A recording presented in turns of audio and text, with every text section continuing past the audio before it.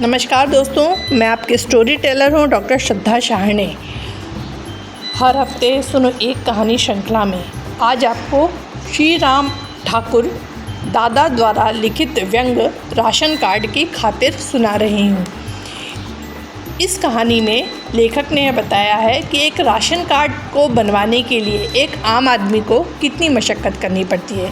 यदि आपको यह कहानी सुनने में अच्छी लगी तो ज़रूर किसी पास की लाइब्रेरी में जाकर इसे पढ़ने का प्रयास कीजिएगा। और आपसे यह भी निवेदन है कि मेरे चैनल को अधिक से अधिक सब्सक्राइब करें, कहानियों को अपने मित्रों को अधिक से अधिक शेयर करें और कहानी के अच्छे या बुरे लगने पर रिव्यूज़ कमेंट बॉक्स में ज़रूर डालें। पिछले 4 माह से कलेक्ट्रेट के खाद्य विभाग के चक्कर लगा रहा हूँ, लेकिन अभी तक मुझे राशन कार्ड नहीं मिला। एक ज़माना वह भी था जब 10 पैसे का छपा हुआ फॉर्म भरकर राशन की दुकान में जमा किया और सामान मिलना शुरू। दूसरी बार राशन कार्ड बनवाने की आवश्यकता तब पड़ी जब हमारे वार्ड मेंबर महापौर बनने के चक्कर में थे। इसीलिए जन सेवा करके लोकप्रियता अर्जित कर रहे थे। जब मैंने उनसे संपर्क किया तो वे बोले, मैं आपसे कुछ नहीं लूँगा, लेकिन फूड इंस्पेक्टर को 10 रुपये का इंतज़ाम कर देना। मैंने कहा, अपनी कॉलोनी वालों के वोट आपको यह कहकर दिलाए थे कि आप ईमानदार हैं। वे बोले, बेईमान कौन हुआ, मैं या खाद्य निरीक्षक? कार्ड संबंधी पूछताछ के लिए वही घर घर जाता है। कितने सदस्य हैं, कितने बालिग, कितने नाबालिग, उनकी संख्या की पुष्टि वही करता है। इसलिए 10 रुपये देने में मत हिचको। फिर सीधी बात यह है कि कार्ड एक ही बार तो बनते हैं, जबकि बाज़ार के भाव से 10 रुपये केवल शक्कर में बच जाते हैं, राशन में। मैंने कहा, जितने रुपए बचते हैं उतनी शक्कर तौल द्वारा कम कर लेते हैं। पार्षद के साथी ने मुझसे कहा, वार्ड मेंबर मोहल्ले का कलेक्टर होता है। आपने उनके चुनाव प्रचार में पढ़ा होगा, जनता के सुख दुख का साथी ये वही पार्षद हैं। इनको सुखी कर आपके कई काम हो जाएंगे। मैंने उनकी दलील मानकर उनकी इच्छा पूरी कर दी, अर्थात फूड इंस्पेक्टर की राशि उन्हें सौंप दी। फिर कार्ड बन गया एक दिन में।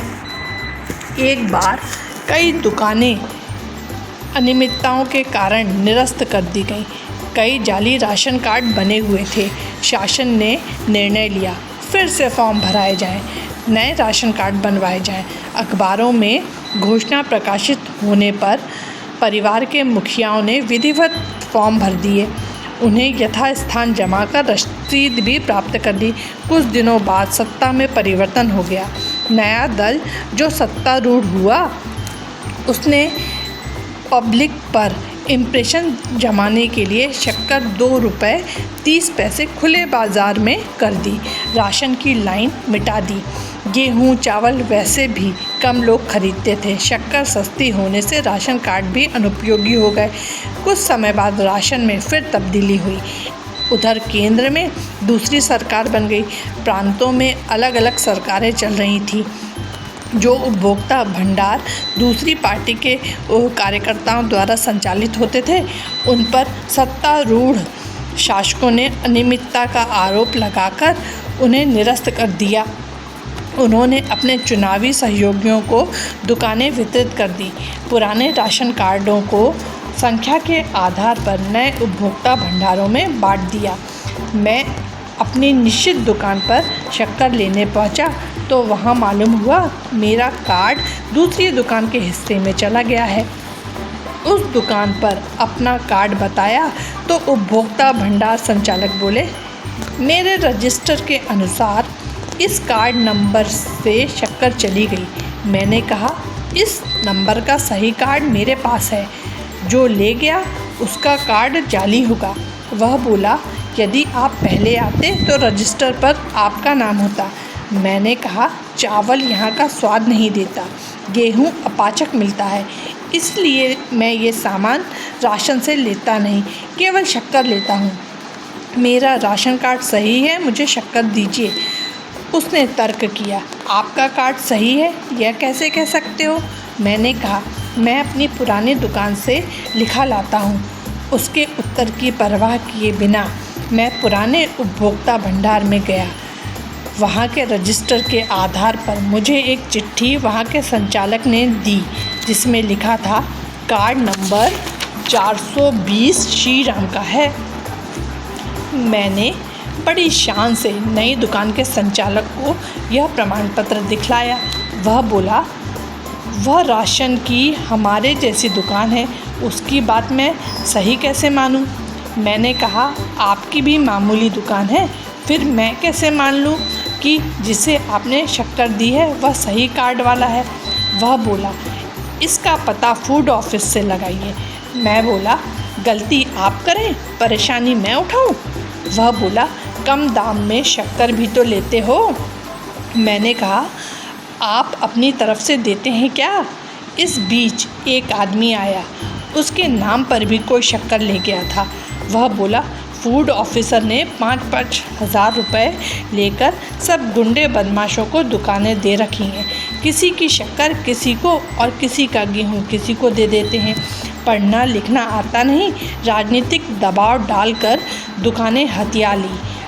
अब सीधा कलेक्टर से शिकायत करता हूँ। उसने ले जाने वाले का नाम और दुकान का नाम लिखा और चला गया। मैं घर आया, एक दरखास्त खाद्य अधिकारी के नाम लिखी, जिसमें नई दुकान के संचालक के डायलॉग और अपनी भूमिका बतलाई। साथ ही एक नंबर से 2 कार्ड चल रहे हैं, इस बात की तरफ ध्यान आकर्षित करने हेतु कहा। दरखास्त लेकर नई दुकान के संचालक से मैंने कहा, देखिए, इस तरह कंप्लेंट कर रहा हूँ, फिर मत कहना। अभी ब्लैक की रकम भी पूरी नहीं हुई और दुकान निरस्त हो गई। उसने मेरा हाथ पकड़कर पास में बैठा लिया, फ़ौरन स्पेशल चाय का ऑर्डर दिया और मेरा कार्ड लेकर शक्कर तौल दी। मैंने कहा, थैला नहीं लाया। उसने अपने हैंडबैग के कागज़ टेबल पर रखे और उसमें शक्कर भरकर मुझे उसी प्रकार दे दी जिस प्रकार वे फूड इंस्पेक्टर को देते हैं। एक पान खिलाने के बाद उन्होंने कहा, अब आप नया कार्ड बनवा लीजिए, पुराने कार्डों पर केवल इस माह ही सामान मिलेगा। इन बातों में पता नहीं कब उसने वह कंप्लेंट अपने पास रख ली। दूसरे दिन मैं कलेक्ट्रेट पहुंचा। 2 घंटे पंक्ति में खड़े रहने के बाद 25 पैसे में फॉर्म मिला। पार्षद के पास दस्तखत कराने गया तो वह बोला, आप मुझे दे दीजिए, मैं कार्ड बनवाकर आपके घर भेज दूंगा। मुझे बड़ी खुशी हुई कि प्रत्येक कार्ड इच्छुक से वह 5 रुपये लेकर भी कई चक्कर लगवाता था और मेरे घर पर पहुंचाने की बात की है। जब उसके बताए हुए समय पर कार्ड नहीं मिला तब मैं भी उसके घर के चक्कर लगाने लगा। कभी उसकी माँ को सूचित करता, कभी श्रीमती को, क्योंकि वे कभी घर पर नहीं मिलते थे। कभी कभार रास्ते में मिलता तो कहता, बस आज ला दूँगा, और हाँ, पुराना राशन कार्ड अपने घर पर जमा कर देना। जब कई दिन बीत गए तब समाचार पत्रों में छपा, फला तारीख को नगरवासी अपने अपने पार्षदों से कार्ड प्राप्त करें। उस वक्त मैं बाहर गया था, लेकिन श्रीमती को पार्षद ने कार्ड नहीं दिया। शेष मोहल्ले की औरतें कार्ड लेकर आ जाती थीं। मेरी श्रीमती से उसने कहा, दादा आएंगे तो ले जाएंगे, मैंने आपका कार्ड अलग रख दिया है। मेरे लौटने पर पार्षद ने बताया, 10 तारीख तक मेरे पास थे। अब समस्त कार्ड फूड ऑफिस में जमा हो गए, वहाँ से ला दूँगा। फिर कुछ दिन आज या कल कहता हुआ टकराता रहा। इस बीच मैं भी कलेक्ट्रेट जाता, किंतु हमारे क्षेत्र का फूड इंस्पेक्टर कुर्सी पर नहीं मिलता था। एक दिन उसके दर्शन हुए तो मैंने कहा, मेरा कार्ड यहाँ जमा है, दे दीजिए। वे बोले, 25 तारीख को आइए, आज 6 है। अभी जो लोग फॉर्म भर रहे हैं उन सबको 25 को मिलेंगे। मैंने कहा, पार्षद के घर से लौटा हुआ कार्ड दे दीजिए। वे झल्लाए, 25 से पूर्व सूरत भी नहीं दिखाना। बड़ी बेसब्री से 25 तारीख आई। कलेक्ट्रेट में देखा तो सब मोहल्लों की अलग अलग लाइनें लगी हुई थी, किंतु हमारे मोहल्ले की तख्ती कहीं नहीं दिखी। फूड ऑफिसर से बातचीत की तो वे बिना सोचे समझे बोले, जिसको जहाँ से मिल रहा है खड़े हो जाइए। मैंने पूछा, हमारा मोहल्ला किधर है? वे बोले, शहर में पता लगाइए। मैंने झेप कर कहा, अरे भाई, हमारा फूड इंस्पेक्टर यहाँ कहीं नहीं है। वे बोले, तो मैं क्या करूँ? यहाँ भीड़ मत लगाइए। कहते हुए उन्होंने दरवाज़ा बंद कर दिया। इधर उधर चक्कर लगाने के बाद मोहल्ले की कुछ सूरतें दिखीं। उनसे मैंने पूछा, अपने वार्ड के कार्ड कहाँ मिल रहे हैं? उन्होंने बताया, पिछली खिड़की से दिए जा रहे हैं। अपने फूड इंस्पेक्टर को सामने कुछ नहीं मिला। मैंने कहा, जब सबको नहीं मिल रहा हो तो उसे भी नहीं मिलेगा। वे बोले, जितने फूड इंस्पेक्टर प्रतिभा के बल पर सिलेक्ट हुए हैं सामने दे रहे हैं कार्ड, और जो रिश्वत देकर नौकरी में आए हैं यहाँ रिश्वत ले रहे हैं। मैंने पीछे जाकर देखा, उधर सामने से अधिक भीड़ थी और अधिक मोहल्ले थे। मैंने अपनी ऊंचाई देखकर लाइन में सिर दिया तो फटाक की आवाज़ आई। बगल में दृष्टि दौड़ाई तो लंबे लट्ठी लिए पुलिस के जवान तैनात दिखाई दिए। खिड़की पर भीड़ होने पर वे फटाक से डंडा मार देते। हर 3 मिनट में वे एक कार्ड इच्छुक को फटाक का निशाना बना देते। मैंने सोचा, बिना राशन लिए कम से कम बिना डंडे की मौत तो मिलेगी, इसीलिए कार्ड का मोह त्याग कर वहाँ से घर आ गया।